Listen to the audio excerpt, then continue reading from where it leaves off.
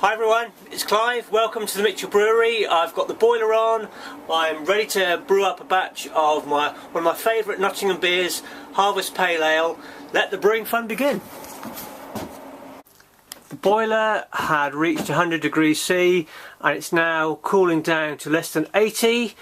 When it's reached that temperature, I'm going to then put 9 litres of this boiled and cooled water into the mash tun, and into the mash tun will then go the grain, and I'm going to be using 2.2 kilograms of lager malt, 2.5 kilograms of Maris Otter pale malt, 253 grams of torrefied wheat and 100 grams of Munich malt.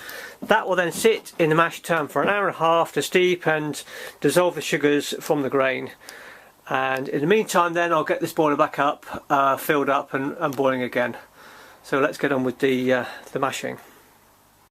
One tip, I recommend you put the water into the mash tun before you put the grain in. If you put the grain in first, there's a possibility that you may end up with dry patches in the grain, and that's the last thing you want. You want all of the grain to be in contact with water to wash the sugar out of the grain. This is Maris Otter pale malt. As you can see, it's pretty dusty looking. Well, that dust, that's mostly the sugar that you want. Now this particular grain, forms the backbone of most of the beers that I make. In this particular case, I've got more of a mixture between lager malt, pale malt, plus torrefied wheat and Munich malt. And you can see that this is wheat. Most of the rest is based on barley. Torrefied wheat, this is something that you add often for what they call head retention. So you get a head basically on the pint of beer when you pour it out. All the malt is in the mash tun. What I've got to do now is make sure that's completely stirred up, so all of the grain, like I said before, is in contact with the water, because otherwise the water won't have a chance to dissolve the sugar away from the grain. So I better get crack on with this and seal this unit up. There we go, that's all nicely mixed up. So let's get the lid on. There we go.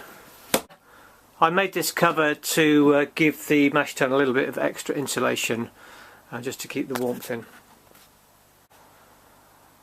Okay, this will now sit here for an hour and a half to let the mashing progress to dissolve all the sugar out of the grain in solution. In the meantime, I'll get this baby filled back up again and up to boil. I'm using Mango Jack's Craft Series Yeast M44, which is US West Coast.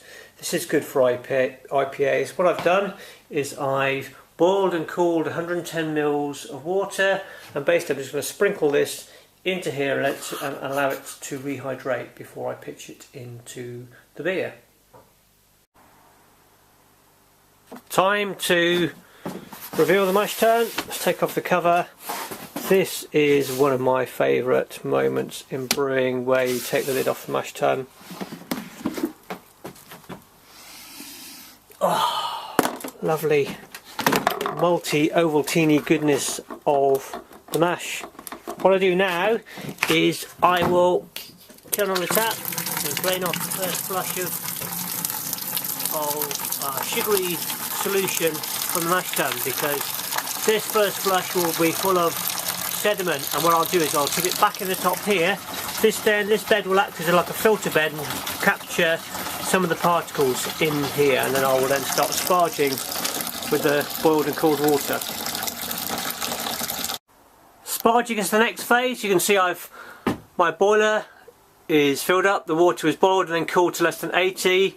I've attached this plastic pipe, and on the end I've got a fine rose from a watering can.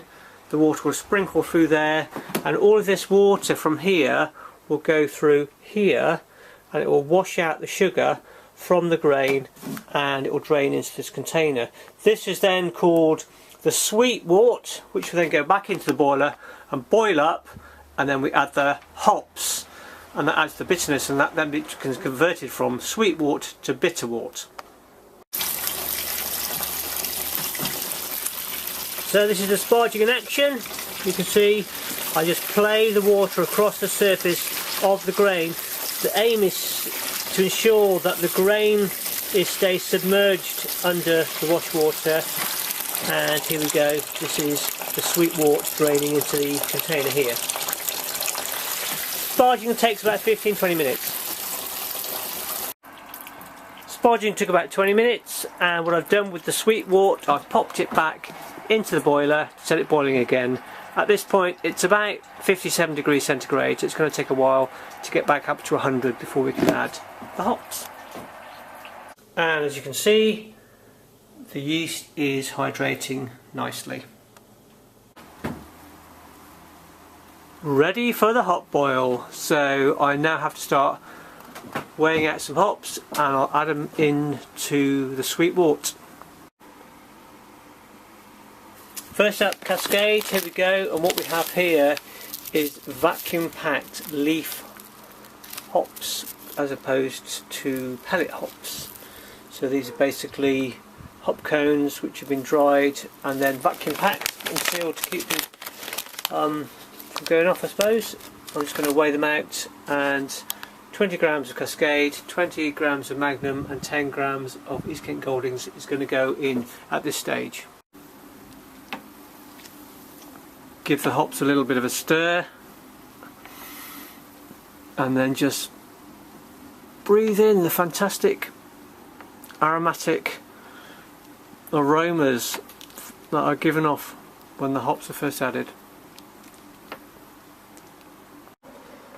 Right, time to pop the chiller into the boiler.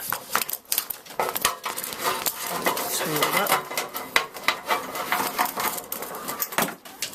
Here we go. Basically, that goes into the boiler. Now, the reason we put the chiller into the boiler 10 or 15 minutes before the end is because the boiling will then sterilise the chiller itself. So then I need to connect this to the outside tap. Chiller is connected to the outside tap, and it comes in here. This goes to the bottom of the coil and then spirals all the way up to the top, and it comes up here, and when it comes out this pipe will be hot. So this is a very efficient heat exchanger. Okay, that's the hot boil finished. Let's turn off the boiler and turn on the chiller. Double check that nothing's going to be spurting out at this end. And straight away you can feel the heat coming out this pipe. You can see here the steam coming out of the other end. The chiller just took 18 minutes. I'm just going to now put the bitter wort into the primary fermentation bin.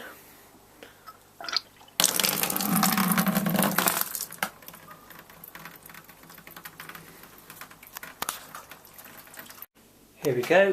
The bitter wort is safely tucked up inside, and all I need to do now is pitch the yeast into the primary fermentation container.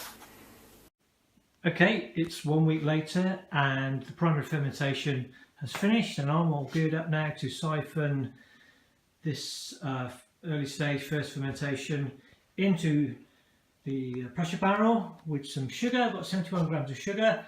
I've added one of these beer finings, and also after 3 days of primary fermentation I added one of these finishing hop tea bags and for dry hopping. So let's have a peek in the barrel, and you can see there's the dry hop tea bag, and you can see there's yeast on the top here. Now I need to siphon off this into the pressure barrel, and here's my nicely sterilised siphon.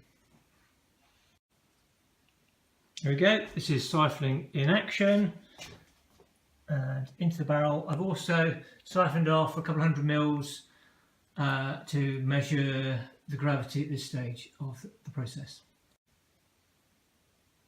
One tip with the sugar is to use some of this this beer to dissolve the sugar and then pour it into the barrel. Not bad going. We've got up to here in the barrel, so what's left as you can see, is the excess yeast, which I'll just wash out. So I'll leave this in the barrel overnight, and I'm going to transfer this mostly into bottles. Here we go, here are 40 bottles that are being sterilised. I've got my barrel full of beer, I've got my trusty jug, I've also got my crown capper as well, my crown, and a little bit of priming sugar to go into each of the bottles. Just probably about a half a tip to a tip of teaspoon of sugar will go in each bottle. Let the fun begin. So I'm adding roughly the tip of a teaspoon to each bottle,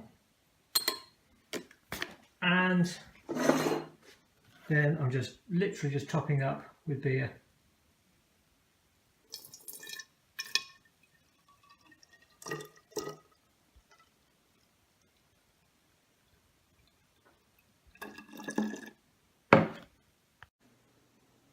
Here we go, 40 bottles of beer all bottled up. That's it for this batch. Cheers, happy brewing everyone.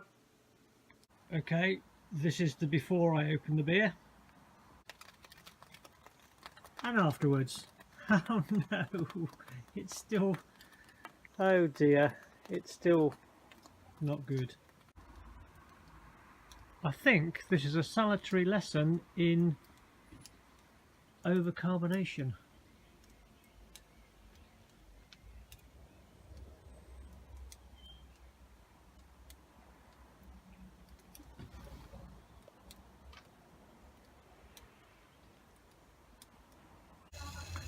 Well, this isn't a bit of a sorry sight. This is Barry's birthday beer, and I basically have to let off the pressure this way so it doesn't all erupt like a volcano and stir up all the sediment in the bottom. I leave this for half an hour. I might actually get half a pint of beer out of this. Better than nothing. I thought if I did 2 bottles I might actually get a pint out of these. That's a little bit volcanic, that beer.